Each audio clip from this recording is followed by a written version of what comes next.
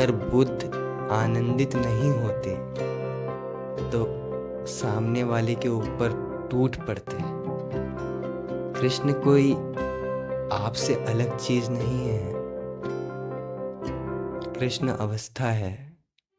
आज का सवाल है, कलयुग में कृष्ण को कैसे खोजे? तो पहले समझिए कलयुग है क्या चीज, कलयुग का अर्थ क्या है। कलयुग एक ऐसा युग है जहां अहंकार जो है ना सबसे प्रबल मात्रा में मौजूद है, सबसे ज्यादा। क्यों? क्योंकि जितना अधिक आपका अहंकार मजबूत होता है ना, उतना ही कलयुग आपके भीतर समाता है। कलयुग भी एक तरीके से देखा जाए तो अवस्था है, सतयुग भी जीवन की अवस्था है कि तुम किस अवस्था को उपलब्ध हुए। तो कलयुग है क्या चीज?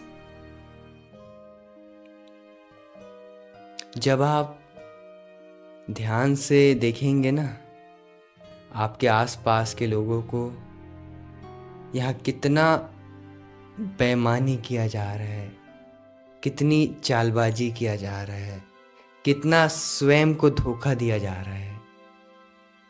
हर तरफ बेईमानी चल रही है, और वहां तुम थोड़ी सी भक्ति की लौ जला लो ना,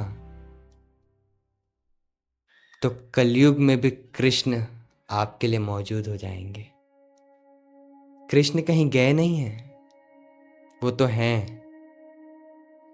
तुम्हारी पुकार बताती है कि तुम उसको कैसे पुकारते हो। जब तुम अपनी अवस्था बढ़ाते हो ना, रमण, जितना अधिक आप उनके प्रति रमण रखते हो, उतना अधिक कलयुग आपके भीतर से जाता चला जाता है। ध्यान से देखिए, जब आप फंसते हैं या दुखी महसूस करते हैं, तो आप एक पल के लिए उस ईश्वर को, उस कृष्ण को याद करते हैं। क्यों याद करते हैं? उस वक्त कलयुग कहाँ होता है?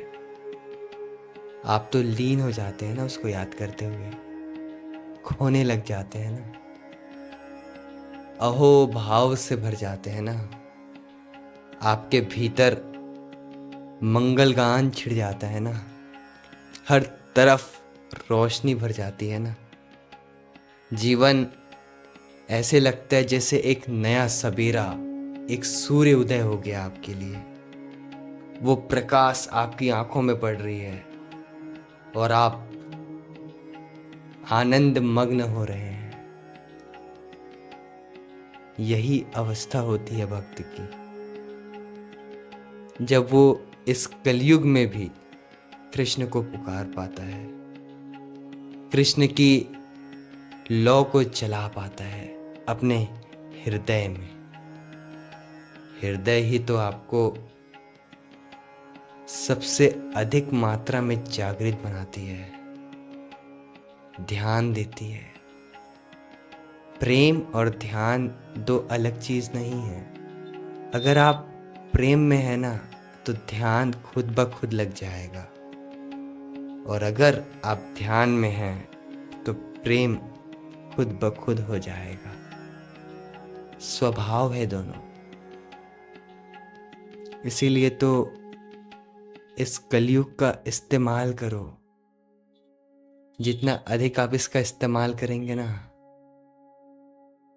आपका जीवन पूरे तरीके से बदल जाएगा। क्योंकि कृष्ण की चेतना जो है ना, उसको समझने का कोशिश करो कि वो कैसे मुसीबत के वक्त किस तरीके का जवाब उनके भीतर से निकल के आता था। वो तो तभी संभव हो पाएगा ना आपके जीवन में जब आप आनंदित हो, जब आपके चेहरे में हर क्षण मुस्कान हो। हाँ, ये नहीं कि आप हर पल हंस रहे हो या क्या कहें, लेकिन हर क्षण आप आनंदित हैं। आपकी आंखें आनंद से भरी हुई है। फिर जब परेशानी आएगी, दुख आएगी, तकलीफ आएगी, आप देख लेंगे। और जब देखेंगे तो आपके भीतर जो शून्य घटित हुआ है ना, वहां से जो उसका उत्तर निकलेगा आपके मुख से, काम हो गया आपका। फिर दुख भी आपको छू नहीं पाएगा, पीड़ा आपसे दूर दूर भागेगी, आनंद आपके इतने करीब आ जाएगी, क्या कहूं। फिर तो ये जीवन कृष्ण में लीन हो जाएगा। हर जगह कृष्ण ही कृष्ण बचेंगे। कृष्ण कोई आपसे अलग चीज नहीं है। कृष्ण अवस्था है, कृष्ण प्रेम है, सतत बहती हुई धारा है जो कभी रुकी नहीं। अपने मुस्कान को उन्होंने छोड़ा नहीं, अपने भीतर प्रेम को सतत बनाए रखा उन्होंने। क्या आप इसका प्रयास नहीं करेंगे? प्रयास ही उनको उस अवस्था तक लेकर गई। जब आप प्रयास करेंगे बार बार बार बार, तभी आप उस अवस्था को उपलब्ध होंगे।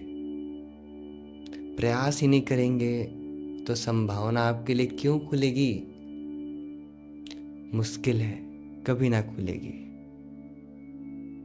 फिर कलयुग हो, सतयुग हो, चाहे जो भी युग हो, आप आनंदित होंगे। आपके भीतर रस फूटेगा। एक कहानी बताता हूं। बुद्ध के मुंह में आकर किसी ने थूक दिया।